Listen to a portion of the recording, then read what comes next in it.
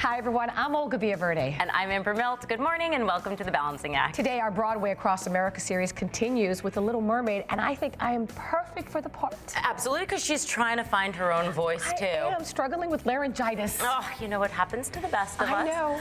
But the show is heading from sea to shining sea as the production gets underway, and I might just be transformed into Ursula, so stay tuned and watch out. I love that. And patient empowerment, tips on how to manage all aspects of your health care. Plus, we've got some decadent delights and sweet treats courtesy of our sweetie, Chef Ralph Pagano. So since I can't sing, do that little, all right. That was really me. And the Balancing Act starts right now.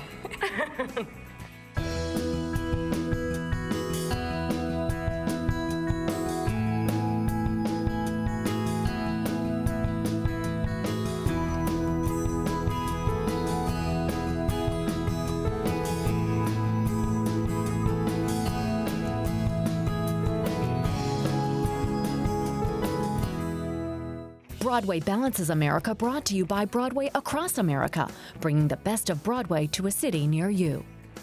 And time for another installment of Broadway Balances America, our series that takes you behind the scenes of some of the most beloved Broadway musicals as they appear across the country and in your local theaters. And today we're heading under the sea with Disney's The Little Mermaid. I love it. I love it. We're going to look for your voice there, too. I met up with some of the cast before the start of this production to learn how Ariel's journey, the forces of good and evil, and, of course, true love all play a role in this magical musical based on the animated Disney film.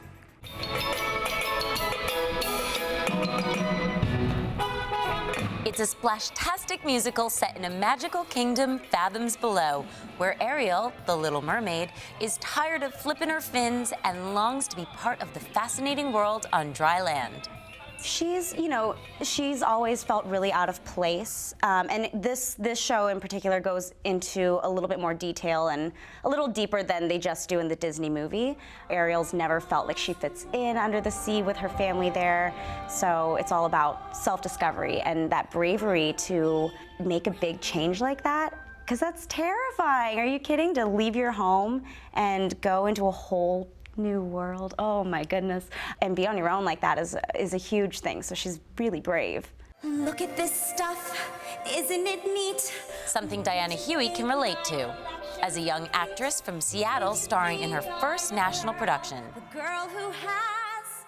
It's such a dream come true. That was my favorite Disney princess growing up, and I never thought I would get an opportunity to play her. So it's living out my childhood dream. Puts away the days, moving on the coastal shell. Sharing her dream are her Sisters of the Sea. You know, it's fantastic. You know, your 8-year-old self is geeking out inside that you get to play a mermaid on stage. And when you're with an amazing group of women, the 6 of us, and then Ariel makes 7, it's really exciting and really incredible. It's like its own little sisterhood.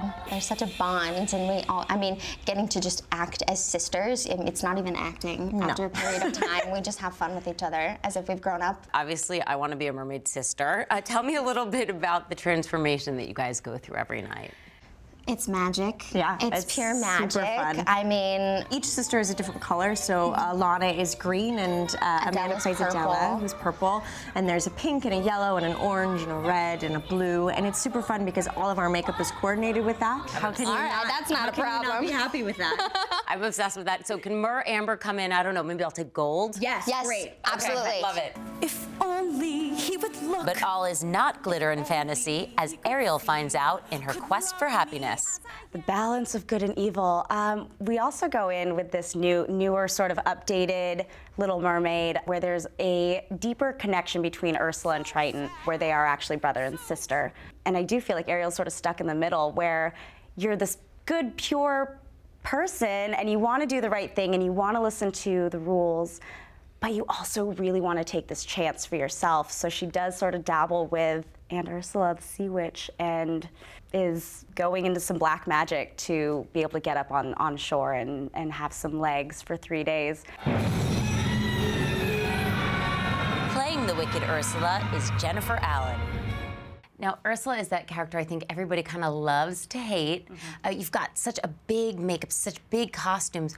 What is the reaction when you first step on stage? A glorious costume that I love putting on. It is frightening and beautiful, and the tentacles are huge, and my eels light up. I call them my eels. And my hair is 9 feet tall, and I just feel like a rock star. And I come out of a gorgeous grotto. The set is beautiful. The band goes crazy.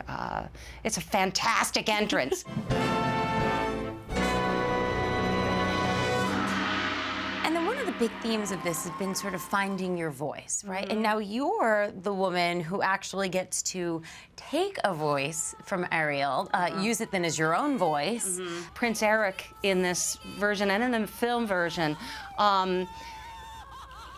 recognizes Ariel visually, but it's her voice that he's stuck on, so he can't connect with her really. Until he knows that this is the woman who rescued him, until he hears her voice. And of course, her voice has been taken away by Ursula. The answer is simple. To get what you want, you have to become human yourself. Can you help me? And in this case, it's craving to be heard. And Prince Eric is a fantastic man because he really wants to speak to her. That voice, I can't get it out of my head. It's the sound of the sea, that's all. No. The key to her heart is how she speaks and how she sings. And he wants that, and it's been denied to him, too. And her voice, it's warm as summer sky.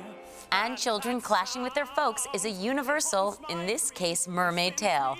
There's an exploration of being a teenager and battling your parents, and showing the real human side of a father-daughter relationship that all girls will relate to. It's very strong in this production. Tell me the truth. I had to rescue the prince. You had to. Without me, he would have perished. Good. New songs have been added to express that, and I really like that a lot. As a parent myself, I felt very moved by those new pieces of music that are in the show and new dialogue about raising teenagers. So I think they will come away with hoping to communicate better in a family. Ariel and her dad ultimately have communication problems, and they're resolved by the end by just staying in there and staying and loving each other. Brought to you by an impressive production team with music by Alan Menken and lyrics by Howard Ashman, there's no denying that the show has something for everyone. The kids love it because there's mermaids, and the eels are that scary sidekick, to Ursula, and oddly, the audiences love Ursula. They love to hate her, and it's so fantastic. But there's so much comedy and so many jokes and so many things for the parents that really everyone who comes to see it really enjoys it, and so there really is something for everybody when they come to see it. Absolutely. And I had to see for myself what it's like to transform into the character that everyone loves to hate. Basically, Ursula's skin is blue. You're gonna have a lot of blue everywhere, and then there's certain characteristics that will make you appear more evil, and a lot of that is an arched eyebrow, specific getting your eyebrows to slant a certain way, dark, mean, reddish purple lips, very dramatic, scary but beautiful. In the end, Ariel finds her footing, makes up with her family, and yes, gets her prince. Because love does triumph and bravery gets rewarded. Yes! Oh, yes! I hope they're coming away with the fact that you can be an individual and that you can be happy. You don't have to kind of conform. For us, it's that conformity of under the water and that sea family. You really can have your independence and be happy. Each of us have such individual characters and kind of find that happiness for for ourselves throughout the piece. And I think it really shows that you can be a strong, independent, and especially in this case, a strong, independent woman, and really have those values and do what you love. You're gonna come in to see this show, and I just hope that everyone leaves feeling happy and vibrant and singing the music. It was just like one of the first movies I remember as a kid, and means so much to me. And I hope that everyone leaves with that feeling, that inner child just glowing, you know, and magic and wonder and bravery and inspiration. And I hope everyone leaves super, super happy and tapping their feet or their fins. The Little Mermaid is coming soon to a theater near you. Check out Broadway Across America, Broadway Balances America, or you can always go to our website, thebalancingact.com, for all the production dates, information, and more.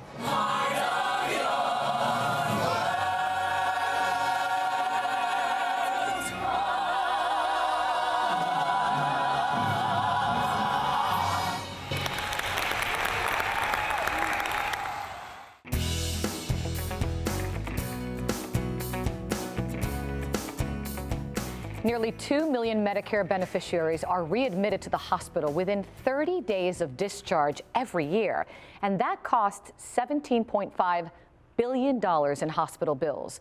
So what can we do to lower those hospital U-turns? Here to talk about how to reduce readmission for you or maybe a loved one from Selective Medical Services is CEO Marissa Gladden and Director of Operations Dee Ordiales. Good morning to both of you. Good morning. All right, let's first start with the number. 2 million people each year. That's crazy. That's a big number. I mean, why are so many people making that return trip? Who wants to go back anyway? Yeah, I mean, it could be a multitude of things. It could be complications regarding a wound, medication deficits, lack of coordination between physicians that has left. That happens a lot. Yeah, that has left, you know, a gap. It could be lack of caregiver, unsafe home environment. And so the patient goes home, something happens, and hence they go back to the hospital. Exactly. And that's where this problem occurs. Dee, let's talk about some tips that you have in terms of staying out of the hospital. First tip, I think it's a great tip. It empowers you as a patient. Understand your illness and ask questions about your health care. Crucial. Exactly. Many patients and their families are very overwhelmed when they're in the hospital, and they fail to ask the necessary questions. And one of the things that we tell our patients is ask questions no matter what. Find out what medications you're taking, why you're in the hospital, and what you can do to stay out of the hospital. Tip number 2, Marissa, have a written discharge plan. Definitely. You want something with all your medications on it, especially your new ones. Any kind of test results. Follow-up? Follow-up, yeah, with your doctor's appointments. So you go home with something to refer back to, because a lot of times when you're in the hospital and you're sick, you don't remember. Good point. And tip number 3, work with the hospital to plan ahead. Yes, you want to make sure that your discharge planner is keeping your doctors in the loop, making sure, like we said, that those appointments are made, getting you the equipment that you may need, a walker, a wheelchair, things like that, and that they're coordinating with the right disciplines after discharge. So what happens if a patient does not have a special planner or a discharge planner that will help them before they leave? Then what? Typically, I mean, that's where a lot of these rehospitalizations come in, because they don't have the right tools when they get home. So Dee, what does a patient do? Well, that's where we come in. At Selective Medical Services, we provide case managers, both social workers and nurses, and we help fill the gap with their disciplines, which is their medical doctors, their therapists, and their caregivers. Is this different from a home health agency? Very different. A home health agency addresses the acute medical needs. They're in the home 30 minutes or less. We take a holistic approach. We see the patient and we look at their finances, their home to see if they're safe in the home, as well as their acute and chronic medical needs. So when they get back home from the hospital, they really have someone there to provide them a service that they need one-on-one? Exactly, yes. Definitely, and you know, I mean, if they have problems paying their bills, we find assistance with that. If they don't have food and they're diabetic, we find them assistance with that.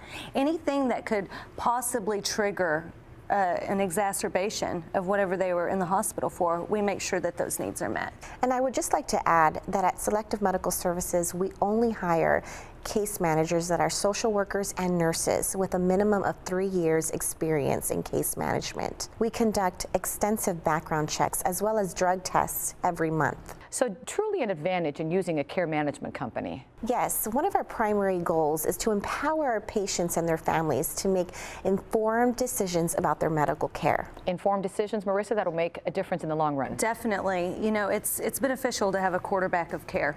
quarterback of care. I like that. Thank you so much for your time to both of you. No, thank you for having us. And if you'd like more information about finding a care manager in your area, go to selectivemedicalservices.com or go to our website, balancingact.com. We've got some yummy deliciousness that's sure to make your Valentine's Day a treat coming up next.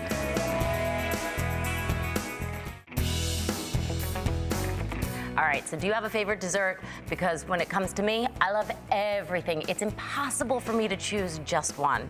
But this Quick Bites might just change my mind just in time for Valentine's Day. Take a look.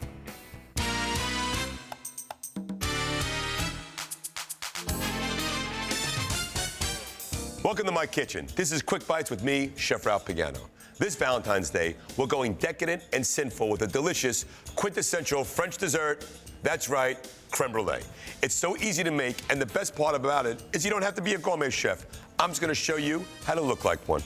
In this pot in front of me, I got 1 cup of cream and 1 cup of milk. And on my right, I brought with me the good doctor, Dr. Utke. Dr. Utke Premium Dessert Mix has a creme brulee that is absolutely fantastic and just as good as any chef that I know. This is how easy it is. Over medium heat, I've got my milk and cream, and this is the powder of the creme brulee mix right there. Gonna stir it together. You bring to a simmer for about 30 seconds. You know, creme brulee is good for breakfast. The milk and cream come to a boil. It looks silky and smooth and delicious. Pour it right into your creme brulee dish. Look at that. Wow. Now you just let this set, right? It gets cold. And then on top, we're gonna sprinkle some sugar. So I've got one that I've already done. It comes with the sugar topping already. And you just sprinkle the sugar on top. Make sure it's even. A little shake. Just like that. Now, at this point, you can pop it right into your oven on the broiler, or if you're cool, stop by your local store and pick up a blowtorch and slowly, back and forth, so easy. Just keep the flame about 2-3 inches away from the sugar. It's gonna caramelize. It's gonna be that delicious, distinctive smell and flavor. Oh man, it's so great. Creme brulee is an absolute home run dessert. Look at this. We did this one with the broiler. Wow. This creme brulee is absolutely perfect. It's creamy, rich, and luxurious custard topped with caramelized sugar. It's incredible. And you can hear the sugar. That's how you know you've done great creme brulee. Hey, for a little romance and creme brulee this Valentine's Day, go to utker.us. That's OETKER.us. Or visit our website, thebalancingAct.com. And please don't forget to share your favorite romantic recipes with us. This has been a Quick Bite. Come here, you. But chew slowly.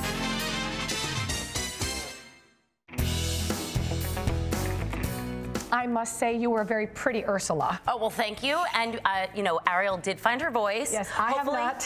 Hopefully you're going to get yours back. Soon. Well, that's all the time we have for today's show. It's time to say goodbye. And remember to head to our Facebook page and our website and follow us on Twitter. We've got lots more there. Thanks for watching, everybody. We'll see you next time.